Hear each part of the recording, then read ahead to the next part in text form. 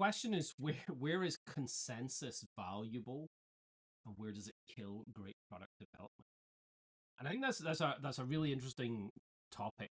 Consensus just means general agreement, right? That everybody generally agrees. And sometimes getting to agreement is the right way forward, but also conversely, sometimes making a decision is the right answer. But trying to split that and figure out how, in what circumstances you want to make a decision based on consensus, and what circumstance you want to make a decision based on, we're making a decision and we're going this direction, is something that is very much at the heart of the complexity of being a product owner, right? If you think about the product owner as a mini CEO or an entrepreneur, right? We're perhaps operating in a highly dynamic, highly volatile market, and things can change quite quick. And sometimes, if we want to take advantage of opportunities that are floating by, we need to just make a decision and go for it. And as long as we're what's the I, usually an organization is generally an organization is willing to make a financial bet on 7% chance of success, right? That's the general. It's a good bet if it's 70% chance of success. It's a bad bet if it's less than that. But people that are entrepreneurs tend to accept a much higher degree of risk than that 70%, right? That 70% is like bricks and mortar organization. That's what they look at. Other financial departments look at. But for an entrepreneur, you see an opportunity, and you have a gut feel, right? And usually it's not really a gut feel, right? It's based on your experience and the data that you've got, and you're making a call that, yes, I'm going to invest in this idea. But if you've familiar with startups, 50% of all startups fail in the first year, and 70% of the rest fail in the first 5 years. So you've actually got a really small chance of success from being an entrepreneur.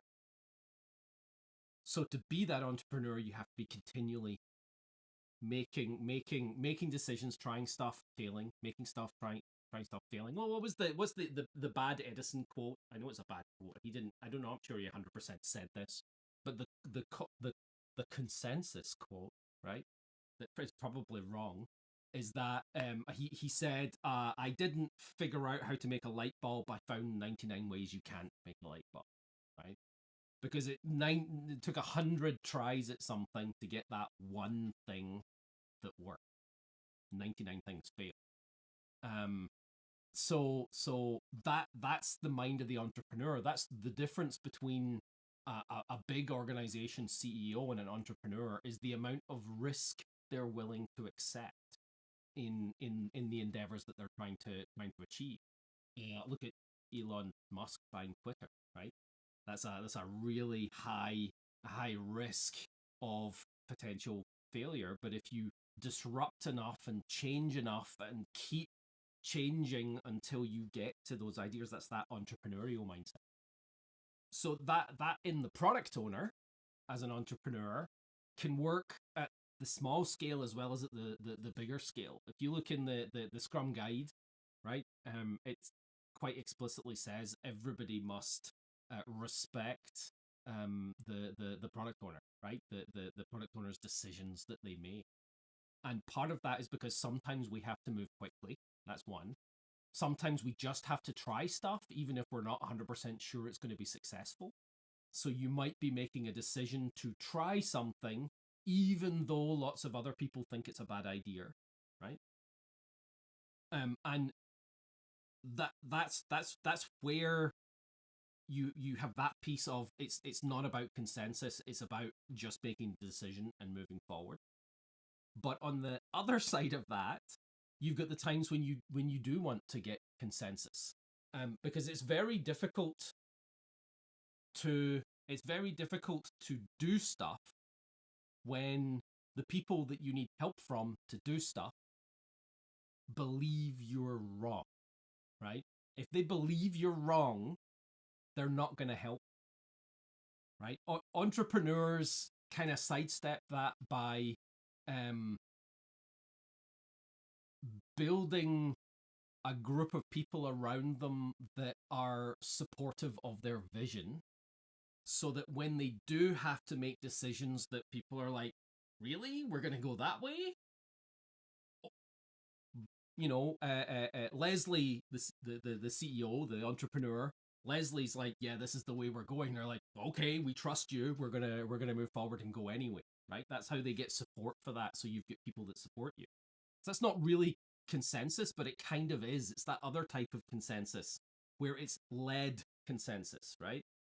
But you have another type of consensus where this is more facilitation idea of consensus, or at least convergence, right? It doesn't have to be consensus, but it's convergence. And that facilitation idea, and I don't mean just a facilitator, right? This could be the product owner, this could be the scrum master, this could be a team member, this could be anybody out. You're trying to brainstorm ideas for your family vacation, right? Doesn't matter what it is, but you have this initial expansion of ideas, right? When you ask a group of people, how might we solve this problem? We're going to generate, hopefully, right, lots and lots and lots and lots of ideas. So we get this big buildup of ideas. And then you want to get to what's the thing we're going to try? What's the thing we're going to do? But there might have been 15 different options. How do we not only get to the thing we want to try, but gain a moratorium of consensus so that everybody's behind the thing? Because if people aren't behind something, it ain't gonna happen. No matter how awesome it is, it's not gonna happen if the people are not behind it. That's why I feel a lot of projects fail, is that there's no attempt to get people behind it. They're just told what to do. So you end up with those. I don't know if you remember, in the old traditional days, you had death march projects, and a death march project is where every single person that's working on it knows that it's not going to work, right? They know in their bones that it's not going to work. So what happens? It doesn't work, right? But somebody thinks it will work and keeps going towards it, spending the money, but nothing happens. So you want to avoid that. And I think that this building to consensus is getting everybody behind the idea, even if they don't necessarily think it's the best idea. Right? That's for me, is building consensus around that story. So this to get back to the original question, right? Where is consensus valuable and where does it kill a great product development? It doesn't. It's always valuable, but how you achieve it is different depending on your circumstance. If you're the CEO, you gain consensus by creating an environment where everybody trusts your decisions. Therefore, they're willing to go along with and are happy with your decisions because they know the chances of you being successful are fairly high because you've built a level of trust with them. That's consensus through leadership. But then you've also got consensus through collaboration, right? We're collaborating together as a group.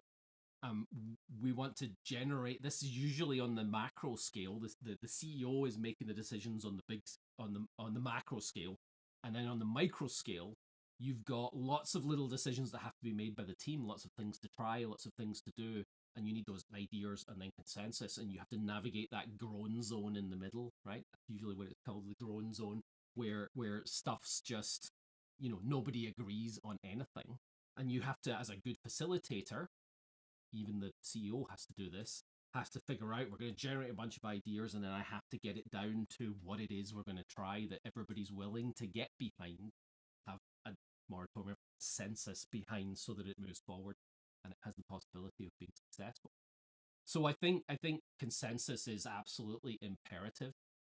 to all aspects of product development, but there are different routes to achieving it depending on the circumstance, right? You might have fast moving stuff where you have to make decisions and people trust you.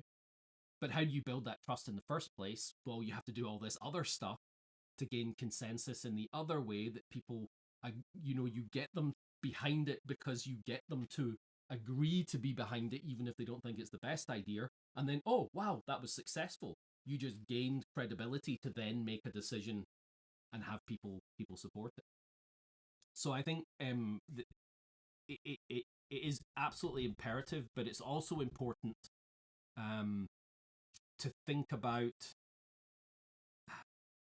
I really recommend there's a book, Mike Voss book, called Never Split the Difference, right?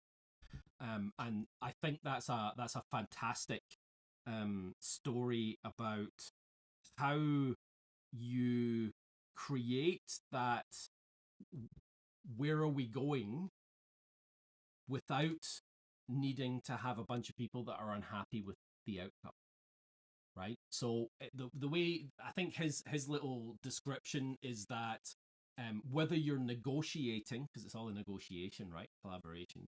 Whether you're negotiating with terrorists for hostage release, or you're negotiating with bedtime for kids, right?